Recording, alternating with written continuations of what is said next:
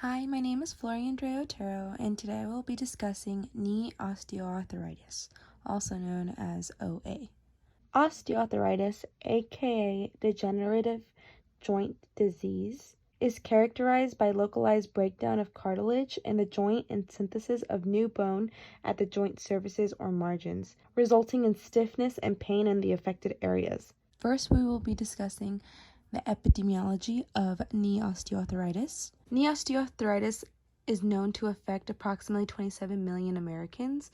It is also one of the most common long-term disability in adult population, and osteoarthritis is the most common joint disorder in the United States. Yes, osteoarthritis is strongly related to aging. There is constant pain and inflammation in the knee joints.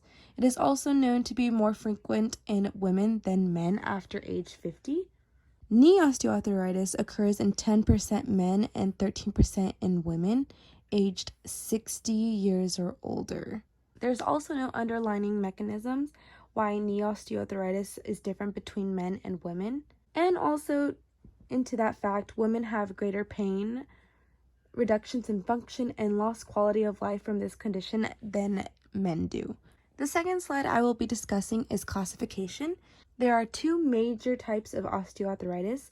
One is primary, also known as idiopathic.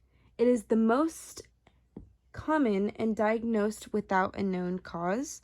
And then there's secondary osteoarthritis that is diagnosed with the identifiable cause, kind of like trauma or underlying joint disorders.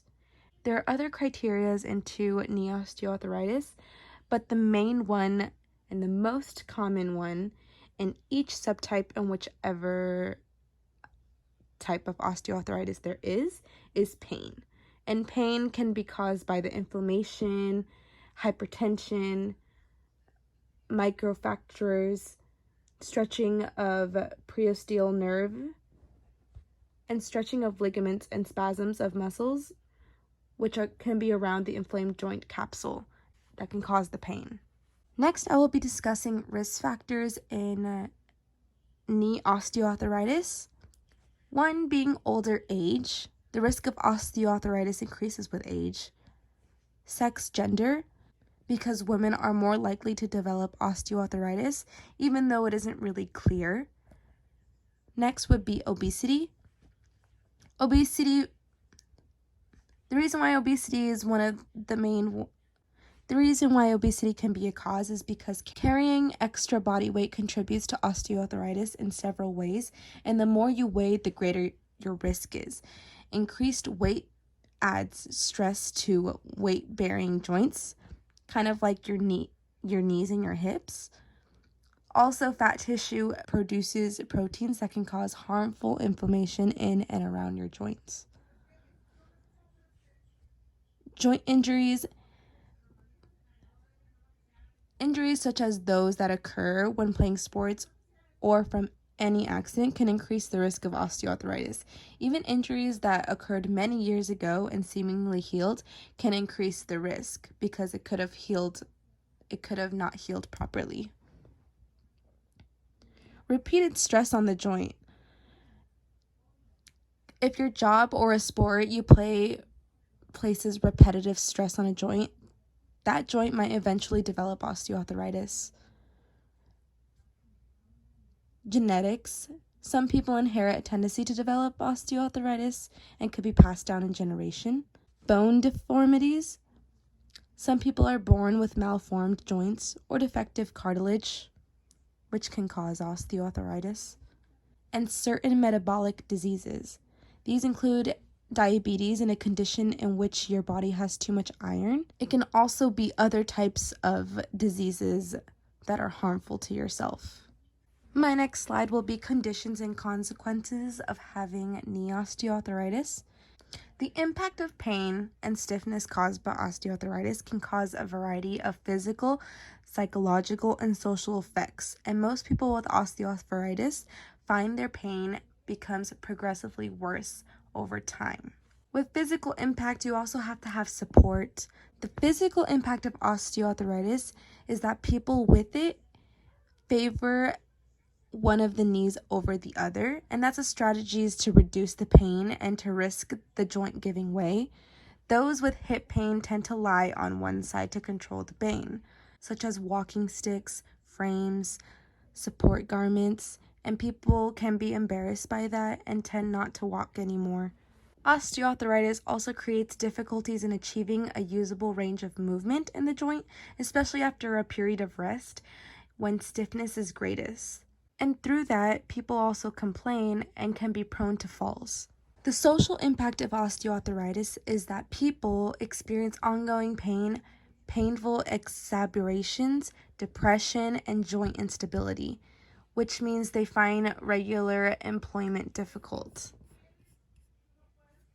Most of these people will need some social support that help people cope with all the ill health and hardships. Social isolation is a result of unpredictable pain and disability and can be difficult with people with osteoarthritis. Also, sexual intimacy can be difficult with people with this disease.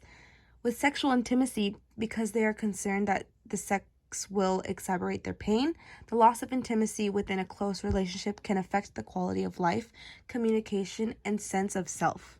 Lastly, the psychological impact of osteoarthritis is that people suffer from depression and anxiety and lack the self-confidence, and it's a tendency to focus on the negative aspects of the experience instead of trying to become better.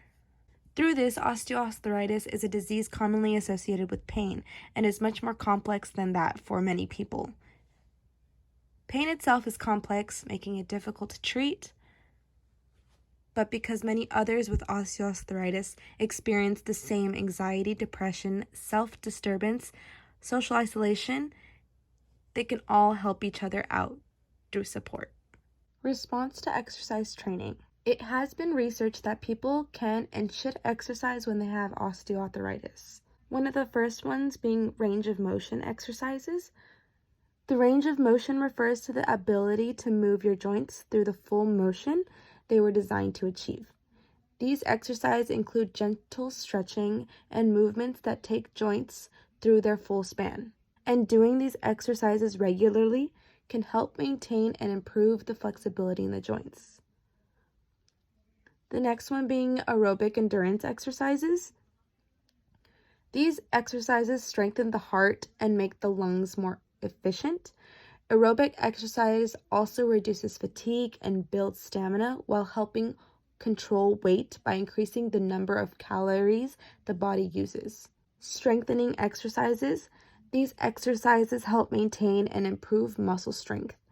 Strong muscles can support and protect joints that are affected by arthritis. And one of the easy ones that is free and you can do anywhere is walking. Walking comes with a host of benefits.